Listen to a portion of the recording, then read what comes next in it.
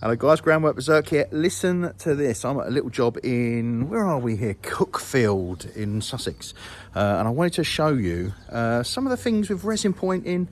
There's a garden here I've been asked to come and look at, and there's a lot of issues with it I want to show you. Let's go.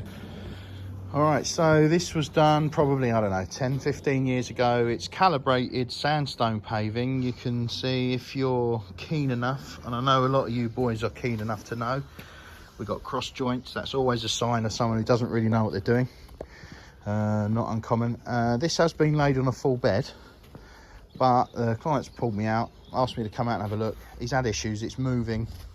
He's got some loose slabs, and the jointing, it's been done originally, I think, well, I can't really tell. I think it's been jointed with sand and cement, and then it's been resin jointed. But I wanted to show you guys some of the issues with these products, and I've been saying this for many years. Right, let's take this up and have a look. So here's the issue, right? This was laid on, I think it's a sharp sand bed, it looks like it, but it just hasn't adhered. And this, guys, is why we use a slurry now when we lay these, because over time people have learned and realized slurries do the business. But look, I wanted to show you this. Look, this is their pointing here. It's just a building sand. Look, hardly any cement in that. It's just soft as anything. So I think what's happened is they've done that. I think that's the bedding mix, but they've used the resin on top, and here's the resin. Yeah, so this is a 15-year-old resin. Crap. Look at that. Just look, it's just powder. This is why I'm always telling people not to use resin. We use what we know will work, and that ain't the stuff. So this client now is looking at basically, well, ideally we'd like to take this whole thing up. We're not going to do that because the budget's not there.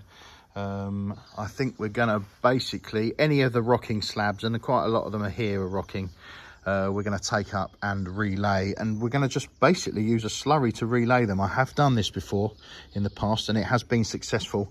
About 6-7 years ago, and we've had success with that. So we're going to try that. There'll be no warranty given, but obviously we'll do what we can. Here's another issue: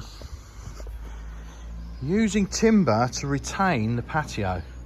These especially, well, look, you can see how they're going. Look, they're just rotting now. They've used them under the step. Yeah, what happens now for the client when these are all rotten? Boys, do not use timber to retain anything. Yeah, it's temporary, 20 years at best. That's a sleeper under there. Look, that whole step is just built on a sleeper. You've got no chance of that staying solid. Funny enough, that's the best part of the whole job. So I thought that was quite interesting to share and show you. I mean, these haven't done too badly, but at the end of the day, they're getting damp. It's going to be an issue. I think the client said one of them's come loose. They're retaining all that step. The whole side of the step is retained in them. So they've done it here as well. I see a lot of you guys doing this with sleepers. Look, I know what will be behind that. That will be MOT under there, or crushed concrete. And when this rots, that'll all fall away and this will all fail, which it is already failing. You can see here, look, I don't know if you can see that, but basically there's a fall here. And you can see it started to crack. It's giving up right here, and it's starting to fall away. And I wouldn't mind betting, yeah, there's another sleeper there, look.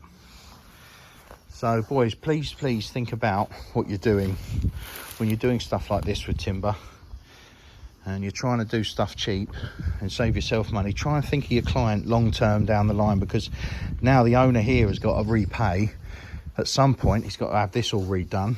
The budget's not there right now, but we're gonna patch it and repair it. It's a hospital job, isn't it? We're gonna just try and get it through. We'll have a look out the front now. All right, so here we are at the front. Yeah, all similar issues, right? So it's unusual for these new build type of houses to have a nice Indian sandstone. This was the demo, the show home.